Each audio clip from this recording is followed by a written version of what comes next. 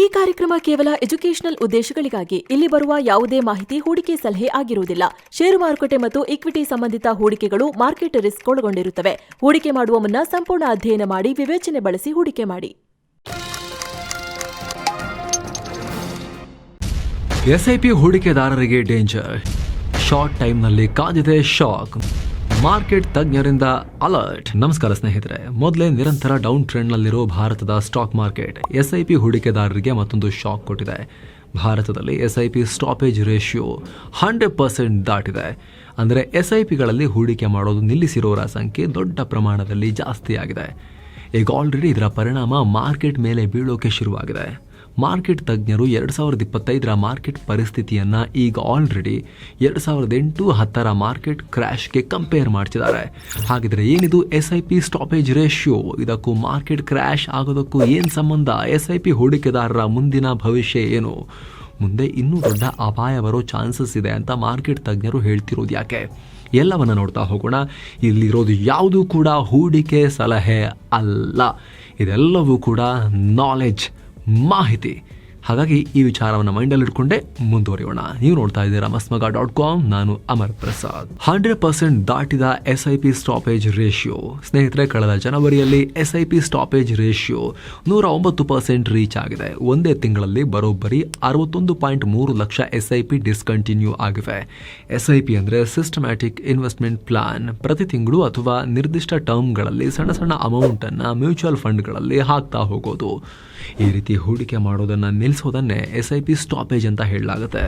Stock ಮಾರ್ಕೆಟ್ನಲ್ಲಿ ನಾವು ಕೊನೆಯದಾಗಿ ಕ್ರ್ಯಾಶ್ ನೋಡಿದ್ದು ಕೋವಿಡ್ ಟೈಮ್ನಲ್ಲಿ. ಆದರೆ ಆಗಲೂ ಎಸ್ಐಪಿ ಸ್ಟಾಪೇಜ್ ರೇಷಿಯೋ 80% ಮೀರಿರಲಿಲ್ಲ. ಲಾಸ್ಟ್ ಇಯರ್ ಕೂಡ ಮ್ಯಾಕ್ಸಿಮಮ್ ಅಂದರೆ 50-55% ಅಷ್ಟೇ ಇತ್ತು. ಆದರೆ ಜನವರಿಯಲ್ಲಿ ಬರೋಬ್ಬರಿ 109% ದಾಟಿದೆ.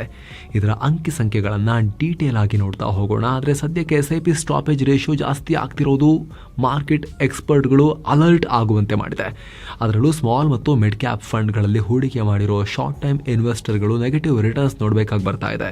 ಅಂದರೆ ರೆಡ್ನಲ್ಲಿ ರಕ್ತಪಾತ, ಲಾಸ್ನಲ್ಲಿ ನೋಡಬೇಕಾಗಿರೋ ಪರಿಸ್ಥಿತಿ ಇದೆ ಅಂತ ಖುದ್ದು ICICI ಪ್ರುಡೆನ್ಷಿಯಲ್ ಮ್ಯೂಚುವಲ್ ಫಂಡ್ನ CIO, ಚೀಫ್ ಇನ್ವೆಸ್ಟ್ಮೆಂಟ್ ಆಫೀಸರ್, ಭಾರತದ one of the senior most ಹೂಡಿಕೆ ತಜ್ಞ ಶಂಕರನ್ ನರೇನ್ ಹೇಳಿದ್ದಾರೆ.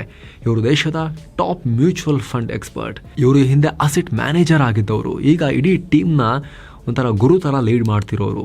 ಮ್ಯೂಚುವಲ್ ಫಂಡ್ ಇಂಡಸ್ಟ್ರಿಯ ಹಲವಾರು ಬೇರೆ ಬೇರೆ ಕಡೆಗೆ ಹೋಗಿರೋರಿಗೂ ಕೂಡ ಇವರೊಂಥರ ಗುರು ಇದ್ದ ಹಾಗೆ. ಇವರೇ ಈ ರೀತಿ ಹೇಳಿದ್ದಾರೆ. ಏನಂತ ನೋಡ್ತಾ ಹೋಗೋಣ ಬನ್ನಿ. 2023ರ ನಂತರ SIP ಮಾಡೋರಿಗೆ ಡೇಂಜರ್. ಶಾರ್ಟ್ ಟರ್ಮ್ ಲಾಭ ಉಳಿಸ್ಕೊಳ್ಳಿ. ಸ್ನೇಹಿತರೆ, 2023ರ ನಂತರ ಸ್ಮಾಲ್ ಹಾಗೂ ಮಿಡ್ ಕ್ಯಾಪ್ SIP ಮಾಡಿರೋರು ಮಾರ್ಕೆಟ್ನಲ್ಲಿ ಕಹಿ ಅನುಭವಿಸ್ತಾ ಇದ್ದೀರಾ. ಸೊ ಕಳೆದ 5 ವರ್ಷಗಳ ಗೇನ್ ಸೇಫ್ ಮಾಡ್ಕೊಳ್ಳಿ. ಪ್ರಾಫಿಟ್ ಬುಕ್ಕಿಂಗ್ ಮಾಡಿಕೊಂಡು ಸೇಫ್ ಆಗೋದು ವಾಸಿ ಅಂತ ಶಂಕರನ್ ನರೇನ್ ಹೇಳ್ತಿದ್ದಾರೆ. ಇವ್ರು ಯಾಕೆ ಹೀಗೆ ಹೇಳ್ತಿದ್ದಾರೆ? ಸ್ಮಾಲ್ ಮಿಡ್ ಕ್ಯಾಪ್ನಲ್ಲೇ ಸಮಸ್ಯೆ ಯಾಕಿದೆ? 15-20 ವರ್ಷಗಳ ಲಾಂಗ್ ಟರ್ಮ್ ಗೇನ್ಗೂ ಆಪತ್ತಿದೆಯಾ ಅಂತ ನೋಡೋಕ್ಕೂ ಮುಂಚೆ ಈ ವಿಡಿಯೋದ ಪಾರ್ಟ್ನರ್ಸ್ ಆಗಿರೋ ಮ್ಯಾಕ್ಸ್ ಲೈಫ್ ಟರ್ಮ್ ಇನ್ಶೂರೆನ್ಸ್ ಬಗ್ಗೆ ಕ್ವಿಕ್ ಆಗಿ ನಿಮಗೆ ಹೇಳಿಬಿಟ್ಟು ಮುಂದುವರಿಯೋಣ. ಸ್ನೇಹಿತರೆ, ನಿಮ್ಮ ಕುಟುಂಬಕ್ಕೆ ಫಿನಾನ್ಷಿಯಲ್ ಸೆಕ್ಯೂರಿಟಿ ಕೊಡಬೇಕು ಅಂದರೆ ಟರ್ಮ್ ಇನ್ಶೂರೆನ್ಸ್ ಬೇಸಿಕ್ ಅನಿವಾರ್ಯತೆ ಈಗಿನ ಕಾಲದಲ್ಲಿ. ಯಾಕಂದರೆ ಮನೇಲಿ ದುಡಿಯೋ ವ್ಯಕ್ತಿಗೆ ಏನಾದರೂ ಹೆಚ್ಚು ಕಮ್ಮಿ ಆದರೆ ಅವರಿಲ್ಲ ಅಂತ ಆದರೆ ಟರ್ಮ್ ಇನ್ಶೂರೆನ್ಸ್ ಕವರೇಜ್ ಮೂಲಕ ಕುಟುಂಬಕ್ಕೆ ಕೋಟ್ಯಂತರ ರೂಪಾಯಿಯ ಆರ್ಥಿಕ ಭದ್ರತೆಯನ್ನು ನೀವು ಒದಗಿಸ್ಬೋದು. ದುಡಿತಾ ಇರೋ ವ್ಯಕ್ತಿ ಮೃತಪಟ್ಟರೆ ಮಾತ್ರ ಅಲ್ಲ, ಕ್ರಿಟಿಕಲ್ ಇಲ್ನೆಸ್ಗೆ ತುತ್ತಾದರೂ ಕೂಡ ಕುಟುಂಬ ಲಂಸಮ್ ಪಡ್ಕೊಳ್ಳೋ ರೀತಿಯಲ್ಲಿ ನೀವು ಆ್ಯಡ್ ಆನ್ಗಳನ್ನು ನಿಮ್ಮ ಟರ್ಮ್ ಪಾಲಿಸಿಗೆ ಆ್ಯಡ್ ಮಾಡ್ಕೋಬೋದು. 64 ರೀತಿಯ ಕ್ರಿಟಿಕಲ್ ಇಲ್ನೆಸ್ಗಳಿಗೆ ಕವರೇಜ್ ಕೊಡೋ ಆ್ಯಡ್ ಆನ್ ಪ್ಯಾಕೇಜ್ಗಳು ಆಕ್ಸಿಸ್ ಮ್ಯಾಕ್ಸ್ನಲ್ಲಿವೆ. ತಿಂಗಳಿಗೆ ಜಸ್ಟ್ 500-550 ರೂಪಾಯಿ ಪ್ರೀಮಿಯಂನಲ್ಲಿ 1 ಕೋಟಿ ರೂಪಾಯಿ ಟರ್ಮ್ ಲೈಫ್ ಕವರೇಜ್ ಕೊಡೋ ಪ್ಲಾನ್ಗಳಿವೆ. ನೀವು ಎಷ್ಟು ಬೇಗ ಟರ್ಮ್ ಇನ್ಶೂರೆನ್ಸ್ ಮಾಡಿಸ್ತೀರೋ ಅಷ್ಟು ಕಮ್ಮಿ ಪ್ರೀಮಿಯಂನಲ್ಲಿ ಸಿಗುತ್ತೆ. ಆಕ್ಸಿಸ್ ಮ್ಯಾಕ್ಸ್ನಲ್ಲಿ ಮಹಿಳೆಯರಿಗೆ 15% ಡಿಸ್ಕೌಂಟ್ ಕೂಡ ಇರೋದ್ರಿಂದ ತಿಂಗಳಿಗೆ 450 ರೂಪಾಯಿಗೆ 1 ಕೋಟಿ ರೂಪಾಯಿ ಕವರೇಜ್ ಪ್ಲಾನನ್ನು ಲಾಕ್ ಮಾಡ್ಕೋಬೋದು. ಕಂಪನಿ 190% ಸಾಲ್ವೆನ್ಸಿ ರೇಷಿಯೋ ಮೇಂಟೈನ್ ಮಾಡ್ತಿದೆ. ಬರೋಬ್ಬರಿ 99.65% ಕ್ಲೇಮ್ ಸೆಟಲ್ಮೆಂಟ್ ರೇಷಿಯೋವನ್ನು ಹೊಂದಿದೆ. ಆಲ್ಮೋಸ್ಟ್ ಎಲ್ಲರಿಗೂ ಕ್ಲೇಮ್ ಸಿಗ್ತಾ ಇದೆ. ಸೊ ನಿಮಗೂ ಕೂಡ ನಿಮ್ಮ ಫ್ಯಾಮಿಲಿಗೆ ಆರ್ಥಿಕ ಭದ್ರತೆಯನ್ನು ಎನ್ಶೋರ್ ಮಾಡೋ ಆಸಕ್ತಿ ಇದ್ದರೆ ಡಿಸ್ಕ್ರಿಪ್ಷನ್ ಹಾಗೂ ಪಿನ್ ಕಾಮೆಂಟ್ನಲ್ಲಿ ಲಿಂಕ್ ಇದೆ, ಮಿಸ್ ಮಾಡದೆ ಚೆಕ್ ಮಾಡಿ. ನಿಮಗೆ ಬೇಕಾದ ಆ್ಯಡ್ ಆನ್ ಫೀಚರ್ಗಳನ್ನು ಹಾಕ್ಕೊಂಡು, ನಿಮಗೆ ಬೇಕಾದ ಪ್ರೀಮಿಯಂ ಚೆಕ್ ಮಾಡಿಕೊಂಡು, ನಿಮ್ಮ ಏಜ್ಗೆ ಯಾವ ಪ್ರೀಮಿಯಂ ಬರುತ್ತೆ ಅಂತ ಚೆಕ್ ಮಾಡಿಕೊಂಡು ನೀವು ಅಪ್ಲೈ ಮಾಡ್ಬೋದು ಟರ್ಮ್ ಪ್ಲಾನ್ಗಳಿಗೆ. ಡಿಸ್ಕ್ರಿಪ್ಷನಲ್ಲಿ ಮತ್ತು ಪಿನ್ ಮಾಡಿರೋ ಕಾಮೆಂಟ್ನಲ್ಲಿ ಲಿಂಕ್ ಇದೆ. ಬನ್ನೀಗ ಈ ವರದಿಯಲ್ಲಿ ಮುಂದುವರಿಯೋಣ. ಸ್ಮಾಲ್ ಮಿಡ್ ಸ್ಟಾಕ್ಗಳು over valued. Short term returns safe ಮಾಡ್ಕೊಳ್ಳಿ ಅಂತ ಶಂಕರನ್ ನರೇನ್ ಹೇಳ್ತಿರೋದಕ್ಕೆ ಅವ್ರು ಕೊಡ್ತಿರೋ ಕಾರಣ ಈಗಲೂ ಸ್ಮಾಲ್ ಮತ್ತು ಮಿಡ್ ಕ್ಯಾಪ್ ಸ್ಟಾಕ್ಗಳು ಓವರ್ ವ್ಯಾಲ್ಯೂಡೇ ಆಗಿವೆ ಅಂತ. ನೀವು ಸ್ಕ್ರೀನ್ ಮೇಲೆ ನೋಡ್ತಿರ್ಬೋದು, ಒಂದೆರಡು ಫಂಡ್ ಮಾತ್ರ ಕಳೆದ 1 ವರ್ಷದಲ್ಲಿ ಪಾಸಿಟಿವ್ ರಿಟರ್ನ್ಸ್ ತೋರಿಸ್ತಾ ಇರೋದು. ಮಿಕ್ಕವೆಲ್ಲ -2, -3, -4, -11% ವರೆಗೂ ಬಿದ್ದು ಹೋಗಿವೆ ನೆಗೆಟಿವ್ ರಿಟರ್ನ್ಸ್. ಆದರೆ ಕಳೆದ 5 ವರ್ಷದ ರಿಟರ್ನ್ಸ್ ನೋಡಿದ್ರೆ 70-80% ವರೆಗೂ ರಿಟರ್ನ್ಸ್ ಇವೆ. ಅದೇ ರೀತಿ ಮಿಡ್ ಕ್ಯಾಪ್ ಫಂಡ್ಗಳನ್ನು ನೋಡ್ಬೋದು. ಕಳೆದ 1 ವರ್ಷದಲ್ಲಿ -11% ನಷ್ಟು ನೆಗೆಟಿವ್ ರಿಟರ್ನ್ಸ್ ಕೊಡ್ತಿರೋ ಫಂಡ್ಗಳು ಇವೆ. ಆದರೆ ಕಳೆದ 5 ವರ್ಷಗಳ ರಿಟರ್ನ್ಸ್ 90% ವರೆಗೂ ಇದೆ. So small and mid cap ಸ್ಟಾಕ್ಗಳು ಓವರ್ ವ್ಯಾಲ್ಯೂಡ್ ಆಗ್ತಲೇ ಒಳ್ಳೆ ರಿಟರ್ನ್ಸ್ ಅನ್ನು ಕೊಟ್ಟಿರೋದು. ಅಂದರೆ ಅಗತ್ಯಕ್ಕಿಂತ ಹೆಚ್ಚಿನ ದುಬಾರಿಯಾಗಿ ಅವುಗಳ ಯೋಗ್ಯತೆ ಮೀರಿದ ಬೆಲೆಯನ್ನು ಪಡ್ಕೊಂಡು ಅವು ಒಳ್ಳೆ ರಿಟರ್ನ್ಸ್ ಕೊಟ್ಟಿರೋದು. ಸದ್ಯ ಶಾರ್ಟ್ ಟರ್ಮ್ ಗೋಲ್ ಇಟ್ಕೊಂಡು ರೀಸೆಂಟಾಗಿ SIP ಶುರು ಮಾಡಿರೋರು, ಅಂದರೆ 4-5 ವರ್ಷದಲ್ಲಿ ಲಾಭ ಗಳಿಸೋ ಉದ್ದೇಶದಿಂದ ಶುರು ಮಾಡಿರೋರು. 2023 ನಂತರ ಬುಲ್ ರನ್ ಮಾರ್ಕೆಟ್ ನೋಡಿ SIP ಶುರು ಮಾಡಿರೋರು ಲಾಸ್ ಅನುಭವಿಸೋ ಚಾನ್ಸಸ್ ಇದೆ ಅಂತ ಶಂಕರನ್ ನರೇನ್ ಹೇಳ್ತಿದ್ದಾರೆ. ಆದರೆ ಲಾಂಗ್ ಟರ್ಮ್ 15-20 ವರ್ಷಗಳ ಪ್ಲಾನ್ ಇರೋರಿಗೆ ತೊಂದರೆ ಇಲ್ಲ. 2045 ಹೂಡಿಕೆ ಮಾಡೋ ಪ್ಲಾನ್ನಲ್ಲಿ SIP ಶುರು ಮಾಡಿರೋರು, 15-20 ವರ್ಷ ಮಿನಿಮಮ್ ಪ್ಲಾನ್ ಇಟ್ಕೊಂಡು ಬಂದಿರೋರು ಅವರೇನು ತಲೆ ಕೆಡಿಸ್ಕೋಬೇಕಾಗಿಲ್ಲ ಅಂತಲೂ ಶಂಕರನ್ ನರೇನ್ ಹೇಳಿದ್ದಾರೆ. ಅಷ್ಟೇ ಅಲ್ಲ ಸ್ನೇಹಿತರೆ, ಮಾರ್ಕೆಟ್ನಲ್ಲಿ ಇನ್ನೂ ದೊಡ್ಡ ಅಪಾಯ ಕಾದಿದೆ ಅಂತ ಒಂದಷ್ಟು ತಜ್ಞರು ಹೇಳ್ತಿರೋದಕ್ಕೂ ಪ್ರೂಫ್ ಇದೆ. ಈ ಡೇಟಾ ನೋಡಿ, ಆಗಲೇ ಹೇಳಿದ ಹಾಗೆ SIPಗಳು ಸ್ಟಾಪ್ ಆಗ್ತಿರೋ ಡೇಟಾ ಇದು. ಈ ನಂಬರ್ಸ್ ಲಕ್ಷಗಳಲ್ಲಿದೆ. 2025 ಜನವರಿವರೆಗಿನ ಔಟ್ಸ್ಟ್ಯಾಂಡಿಂಗ್ SIPಗಳ ಸಂಖ್ಯೆ ಸುಮಾರು 1026 ಲಕ್ಷ. ಅಂದರೆ ಓವರಾಲ್ ಆಗಿ ಶೇರ್ ಮಾರ್ಕೆಟ್ನಲ್ಲಿ 1026 ಲಕ್ಷ ಅಥವಾ 10.02 ಕೋಟಿ SIP ಅಕೌಂಟ್ಸ್ ಇವೆ. ಜನವರಿಯಲ್ಲಿ ಹೊಸದಾಗಿ ರಿಜಿಸ್ಟರ್ ಆಗಿರೋದು 56 ಲಕ್ಷ. ಆದರೆ ಅದೇ ತಿಂಗಳು 61 ಲಕ್ಷ ಹಳೆ SIPಗಳು ಡಿಸ್ಕಂಟಿನ್ಯೂ ಆಗಿವೆ, ಕ್ಯಾನ್ಸಲ್ ಆಗಿವೆ. ಸೊ ರಿಜಿಸ್ಟರ್ ಆಗಿರೋ SIPಗಳಿಗಿಂತ ಡಿಸ್ಕಂಟಿನ್ಯೂ ಆಗಿರೋ SIPಗಳ ಸಂಖ್ಯೆ ಜಾಸ್ತಿ ಇರೋದ್ರಿಂದ ಸ್ಟಾಪೇಜ್ ರೇಷಿಯೋ 109%ಗೆ ಜಂಪ್ ಆಗಿದೆ. ಮಾರ್ಕೆಟ್ ಎಷ್ಟು ಅನ್ಸರ್ಟೆನಿಟಿಯಿಂದ ಕೂಡಿದೆ ಅನ್ನೋದನ್ನು ನಾವಿಲ್ಲಿ ಗಮನಿಸಬಹುದು. ಜೊತೆಗೆ ಈಗ ನೀವು ಸ್ಕ್ರೀನ್ ಮೇಲೆ ನೋಡ್ತಿರೋದು ರೀಸೆಂಟ್ FII ಹಾಗೂ DII ಟ್ರೇಡಿಂಗ್ ಆಕ್ಟಿವಿಟಿ ಡೇಟಾ. ಅಂದರೆ ವಿದೇಶಿ ಸಾಂಸ್ಥಿಕ ಹೂಡಿಕೆದಾರರು ಹಾಗೂ ದೇಸಿ ಸಾಂಸ್ಥಿಕ ಹೂಡಿಕೆದಾರರು ಯಾವ ರೀತಿ ಟ್ರೇಡಿಂಗ್ ಮಾಡ್ತಿದ್ದಾರೆ ಅನ್ನೋದು. FIIಗಳು ಸದ್ಯಕ್ಕೆ ಪ್ರತಿದಿನ 1000 ಕೋಟಿ ತೆಗೆದು ವಿದೇಶಿ ಮಾರ್ಕೆಟ್ಗಳಿಗೆ ಹಾಕ್ತಾ ಇದ್ದಾರೆ. ಜನವರಿಯಲ್ಲಿ 87,000 ಕೋಟಿ ರೂಪಾಯಿ ತಗೊಂಡು ಹೋಗಿದ್ದಾರೆ. ಇಲ್ಲಿ ಮಾಡಿರೋ ಹೂಡಿಕೆಯನ್ನು ಕಿತ್ಕೊಂಡು ವಾಪಸ್ ಓಡೋಗಿದ್ದಾರೆ. ಆದರೆ ಅದೇ ತಿಂಗಳು DIIಗಳು 86,000 ಕೋಟಿ ರೂಪಾಯಿ ಹಾಕಿದ್ದಾರೆ. ಡಿಸೆಂಬರ್ನಲ್ಲಿ ವಿದೇಶಿ ಹೂಡಿಕೆದಾರರು 16,000 ಕೋಟಿ ರೂಪಾಯಿ ಅಸೆಟ್ಸ್ ಮಾರಿದ್ದಾರೆ. ಅವಾಗಲೂ ಕೂಡ DIIಗಳು ಡೊಮೆಸ್ಟಿಕ್ ಇನ್ಸ್ಟಿಟ್ಯೂಷನಲ್ ಇನ್ವೆಸ್ಟರ್ಸ್, ಈ ಮ್ಯೂಚುವಲ್ ಫಂಡ್ ಅವರೆಲ್ಲ 34,000 ಕೋಟಿ ರೂಪಾಯಿ ಮೌಲ್ಯದ ಅಸೆಟ್ ಖರೀದಿ ಮಾಡಿದ್ದಾರೆ.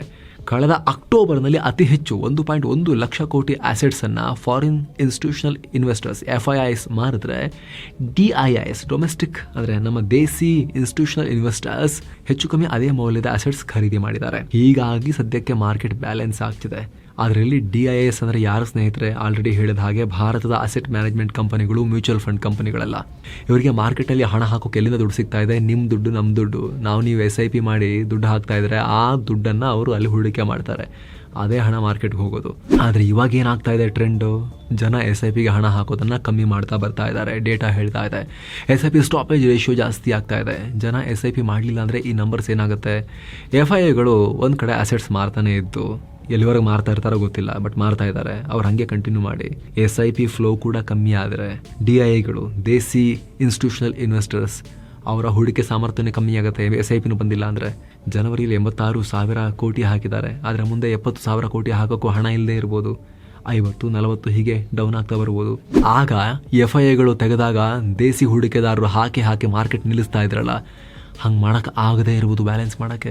ಆಗ ಏನಾಗುತ್ತೆ ಸೆನ್ಸೆಕ್ಸ್ ಮತ್ತು ನಿಫ್ಟಿ ಕತೆ? ಯೋಚನೆ ಮಾಡಿ. ನೀಟಾಗಿ ನಡ್ಕೊಂಡು ಹೋಗ್ತಿರ್ಬೇಕಾದ್ರೆ ಎಣ್ಣೆ ಇರೋ ನೆಲ ಸಿಕ್ಕದಾಗ ಹೆಂಗೆ ಜಾರಿ ಬೀಳ್ಬೋದಲ್ಲ, ಆ ರೀತಿ ಆಗ್ಬೋದು. ಇದೇ ಕಾರಣಕ್ಕೆ ಮಾರ್ಕೆಟ್ಗೆ ಇನ್ನೂ ದೊಡ್ಡ ಅಪಾಯ ಕಾದಿದೆ ಅನ್ನೋ ವಿಶ್ಲೇಷಣೆಗಳನ್ನು ಮಾಡಲಾಗ್ತಾ ಇದೆ. ಶಂಕರನ್ ನರೇನ್ ಅವರು ಇದೇ ಅಪಾಯದ ಬಗ್ಗೆ ಹೇಳ್ತಿರೋದು. ಮಾರ್ಕೆಟ್ ಕಥೆ ಏನು ಸ್ನೇಹಿತರೆ? 2020 ನಂತರ ಸ್ಟಾಕ್ ಮಾರ್ಕೆಟ್ ಮೇಲೆ ಹೂಡಿಕೆ ಮಾಡೋರ ಸಂಖ್ಯೆ, SIP ಮಾಡೋರ ಸಂಖ್ಯೆ ತುಂಬಾ ಜಾಸ್ತಿ ಆಯಿತು. ಇವರು ಇದುವರೆಗೆ ಬ್ಯಾರ್ ಮಾರ್ಕೆಟ್ ನೋಡೇ ಇಲ್ಲ. ಅಂದರೆ ದೊಡ್ಡ ಪ್ರಮಾಣದ ಬೇರ್ ಮಾರ್ಕೆಟ್ ನೋಡಿಲ್ಲ. ಈಗ SIP ಸ್ಟಾಪ್ ಮಾಡ್ತಿರೋದು ಕೂಡ ಇಂತಹ ಅಮೆಚೂರ್ ಹೂಡಿಕೆದಾರರೇನೋ ಲೆಕ್ಕಾಚಾರ ಇದೆ. ಜೊತೆಗೆ ಇಲ್ಲಿ ನಾವು SIP AUM ನಿರಂತರವಾಗಿ ಜಾಸ್ತಿ ಆಗ್ತಿರೋ ಟ್ರೆಂಡನ್ನು ಕೂಡ ನೋಡ್ತಾ ಇದ್ದೀವಿ. ಜನವರಿ ಹೊತ್ತಿಗೆ SIPಗಳ AUM 13.19 ಲಕ್ಷ ಕೋಟಿ ಇದೆ. ಜನವರಿ ಒಂದೇ ತಿಂಗಳಲ್ಲಿ 26,400 ಕೋಟಿ ರೂಪಾಯಿ ಹರಿದು ಬಂದಿದೆ. ಆದರೆ ಮಾರ್ಕೆಟ್ನಲ್ಲಿ ನಿಧಾನಕ್ಕೆ ಡೌನ್ ಟ್ರೆಂಡ್ ಹಿಂಗೆ ಕಂಟಿನ್ಯೂ ಆಗ್ತಾ ಹೋಗ್ತಿರೋದ್ರಿಂದ 13% ಅಲ್ಲ ಈಗ ಪೀಕ್ನಿಂದ ನಿಫ್ಟಿ ಕೆಳಗೆ ಬಂದಿರೋದ್ರಿಂದ ಸ್ವಲ್ಪ ದಿವಸ ನೋಡ್ತಾರೆ. ರೆಡ್ ಹಿಂಗೆ ಕಂಟಿನ್ಯೂ ಆಗ್ತಿದೆ ಅಂತ ಹೇಳಿದ್ರೆ ಗಾಬರಿಯಾಗಿ ಲಾಸ್ ಆದರೆ ಲಾಸ್ ಅಂತ ಎಲ್ಲ ವಿಡ್ರಾ ಮಾಡಿಕೊಂಡು ಮಾರ್ಕೆಟ್ನಿಂದ ಹೊರಗೆ ಪಲಾಯನ ಮಾಡಿ ಓಡ್ ಹೋಗೋ ಸಾಧ್ಯತೆ ಇದೆ ರೀಸೆಂಟಾಗಿ ಬಂದಿರೋರು ಮಾರ್ಕೆಟ್ಗೆ. ಅದರಿಂದ ಮಾರ್ಕೆಟ್ ಇನ್ನಷ್ಟು ಕ್ರ್ಯಾಶ್ ಆಗೋ ಅಪಾಯ ಇರುತ್ತೆ. ಇದನ್ನೇ ಶಂಕರನ್ ನರೇನ್ ಅವರು ಹೇಳ್ತಿರೋದು. ಅದರಲ್ಲೂ ಸ್ಮಾಲ್ ಮತ್ತು ಮಿಡ್ ಕ್ಯಾಪ್ ಹೂಡಿಕೆದಾರರಿಗೆ. ಆದರೆ ಲಾಂಗ್ ಟರ್ಮ್ ಗೋಲ್ ಇದ್ರೆ 15-20 ವರ್ಷ ಹೂಡಿಕೆ ಪ್ಲಾನ್ ಇದ್ರೆ ತೊಂದರೆ ಇಲ್ಲ, ಇರಿ, ನೀವು ಹೂಡಿಕೆ ಮಾಡ್ತಾ ಹೋಗಿ, ತೊಂದರೆ ಇಲ್ಲ. ಮಾರ್ಕೆಟ್ ಮತ್ತೆ ಬೌನ್ಸ್ ಬ್ಯಾಕ್ ಆಗುತ್ತೆ. ಇಲ್ಲ ನಾನು 1 ವರ್ಷ 2 ವರ್ಷ ಹಾಕಿ ದುಡ್ಡು ಎತ್ಕೊಳ್ತೀನಿ ಅಂದರೆ ನೀವು ಮಿಡ್ ಮತ್ತು ಸ್ಮಾಲ್ನಲ್ಲಿ ತುಂಬ ರಿಸ್ಕಿ ಇದೆ ನಿಮಗೆ ಅಂತ ಶಂಕರನ್ ನರೇನ್ ಹೇಳ್ತಾ ಇದ್ದಾರೆ. ಹಾಗಾಗಿನೇ ಯಾವತ್ತೂ ಕೂಡ ಪೋರ್ಟ್ಫೋಲಿಯೋ ಬ್ಯಾಲೆನ್ಸ್ ಮಾಡೋದು ತುಂಬ ಮುಖ್ಯ. Large cap, mid cap, small ಕ್ಯಾಪ್ನಲ್ಲಿ ನೋಡ್ಕೊಂಡು ಹಾಕಬೇಕು. ನಮ್ಮ ರಿಸ್ಕ್ ಅಪಟೇಟ್ ನೋಡಿಕೊಂಡು ನಾವು ಹೂಡಿಕೆ ಮಾಡಬೇಕು. ಎಲ್ಲ ಸ್ಮಾಲಿಗೆ ಹಾಕ್ತೀನಿ, ಎಲ್ಲ ಮಿಡ್ಗೆ ಹಾಕ್ತೀನಿ, ಲಾರ್ಜ್ ಕಡೆನೇ ಹೋಗೋದಿಲ್ಲ ಅಂತ ಹೇಳಿದ್ರೆ ಇಂಥ ಸಂದರ್ಭ ಬಂದಾಗ ಕೈ ಸುಟ್ಕೋಬೇಕಾಗತ್ತೆ. ನೀವು ಏನೇ ಅಗ್ರೆಸಿವ್ ಇನ್ವೆಸ್ಟರ್ ಆದರೂ ಕೂಡ ಒಂದಷ್ಟು ಪ್ರಮಾಣದಲ್ಲಿ ಲಾರ್ಜ್ ಕ್ಯಾಪ್ಗಳಲ್ಲೂ ಕೂಡ ನಿಮ್ಮ ದುಡ್ಡು ಇರಬೇಕು. 100% ನಿಮ್ಮ ಇನ್ವೆಸ್ಟ್ಮೆಂಟ್ ಮಿಡ್ ಮತ್ತು ಸ್ಮಾಲ್ಗಳಲ್ಲಿ ಯಾವತ್ತೂ ಕೂಡ ಅಡ್ವೈಸಬಲ್ ಅಲ್ಲ, ಅದು ಉತ್ತಮವಾದಂತಹ ಒಂದು ಸ್ಟ್ರಾಟಜಿ ಅಲ್ಲ ಅಂತ ತಜ್ಞರು ಹೇಳ್ತಾರೆ ಸ್ನೇಹಿತರೆ. ಈ ಪೋರ್ಟ್ಫೋಲಿಯೋ ಅಲೋಕೇಶನ್ ಬಗ್ಗೆ, ಪೋರ್ಟ್ಫೋಲಿಯೋ ಬ್ಯಾಲೆನ್ಸಿಂಗ್ ಬಗ್ಗೆ ನಾವು ಈ ಹಿಂದೆ ಕೂಡ ರಿಪೋರ್ಟ್ಸನ್ನು ಮಾಡಿದ್ವಿ. ಅದ್ರ ಬಗ್ಗೆ ಇನ್ನೊಂದ್ಸಲಿ ಬೇಕಾದ್ರೆ ನಾವು ನಿಮಗೆ ಮಾಹಿತಿಯನ್ನು ನೀಡ್ತೀವಿ. ಅದ್ರ ಬಗ್ಗೆ ಡೀಟೇಲಾಗಿ ಸಪ್ರೇಟಾಗಿ ಹೇಳಬೇಕಾಗತ್ತೆ.